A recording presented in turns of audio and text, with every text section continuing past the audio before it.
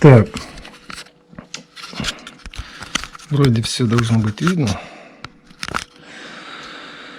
Так, в этом видео хочу поделиться своей гипотезой-идеей работы камина с так называемым каминным зубом. А для того, чтобы понять эту идею, нужно узнать, что такое сопла Лаваля, и так приблизительно знания свои восполнить в той же самой Википедии. Там для особо продвинутых есть даже формулы, а для менее продвинутых там на пальцах объясняют принцип работы сопла. Я его тут сейчас уже на листочке нарисовал. Правда, рисую плохо, ну что, не в этом дело.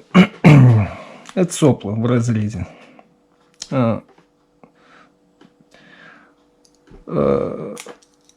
Сейчас такие сопла везде устанавливаются на ракетах, возможно, даже на двигателях самолета реактивных. Ну, не суть. В основном, конечно, на ракетах мы знаем. Это, грубо говоря, сейчас она стоит здесь Земля. Тут, грубо говоря, ракета.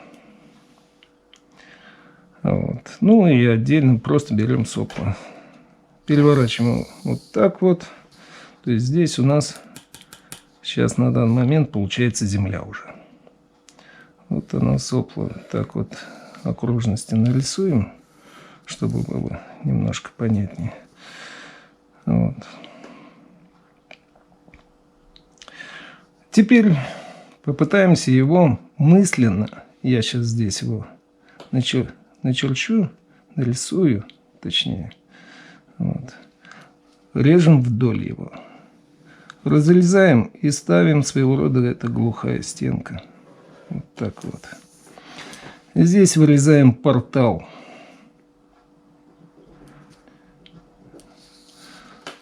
то есть, грубо говоря, окно для загрузки дров.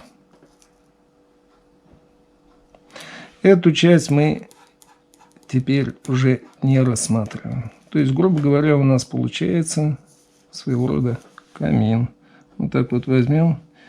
Это будет у нас своего рода труба. Чтобы было понятно, я вот так вот разверну вот этот портал вот так вот, нарисую на 90 градусов. Вот. И сюда мы загружаем дрова. Зажигаем. Вот этот вот участок я пунктиром обозначаю до критического сечения. Это у нас дымосборник. Эта зона, мы ее обозначим цифрой 1. Вот эта зона камина, уже будем называть камина, цифрой 2. Так вот, когда у нас здесь горит огонь, температура в этой зоне, первая, температура растет. Давление, так как огонь горит, а газы отходящие, или дымовые, назовем их так, расширяется. Давление в этой области, вот так вот я нарисую область, растет. Скорость движения дымовых газов за счет заужения дымохода падает. Теперь второй участок трубы за критическим сечением. На этом участке или в этой зоне по той же самой теории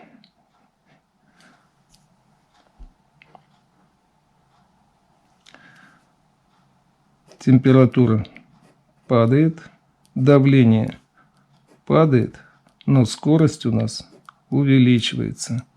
Это принцип работы сопла Лаваля. Я полагаю, что по этому принципу работает также камин с так называемым зубом. Какой зуб здесь делать? Некоторые делают вот так вот, обрывают его. Некоторые делают вот так вот.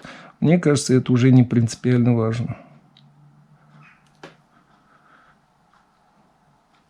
А по поводу вообще работы камина, полагаю так, что есть у работы камина два этапа. Первый этап – это розжиг камина, запуск камина. И второй этап – это уже рабочий режим. Вот. При первом этапе работы камина, запуске так называемом, огонь у нас слабый.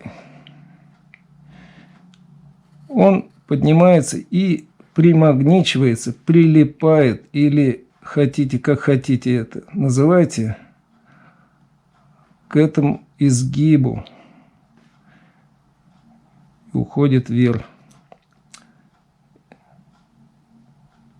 Этот эффект называется эффект Канда.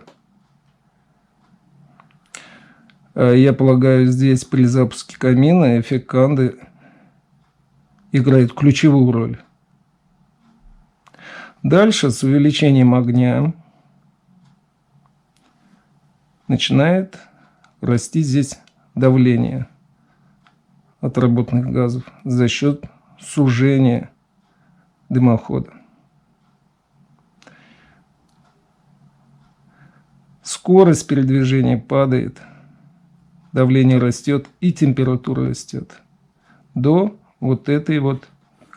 этого критического сечения дымохода.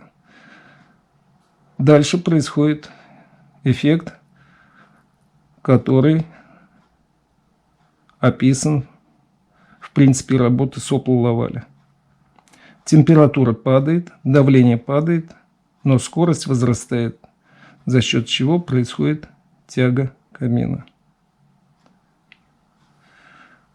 Ну вот, вроде все, что хотел сказать. Если у кого-то есть какие-то свои мнения, пишите. Интересно будет прочитать. Но прошу не писать таких слов, типа «сам дурак», «идиот» и все остальное прочее. Если у вас нету никаких фактов или своей теории, которую вы можете чем-то подтвердить, ну, смысл тогда писать-то? И по поводу, как некоторые печники говорят, что здесь опускается по задней стенке холодный воздух, а в ответ вот так вот потом переходит в горячий, мне кажется, это чушь. Ну, я высказал свое мнение. Возможно, что-то здесь и не так. Все, спасибо за внимание.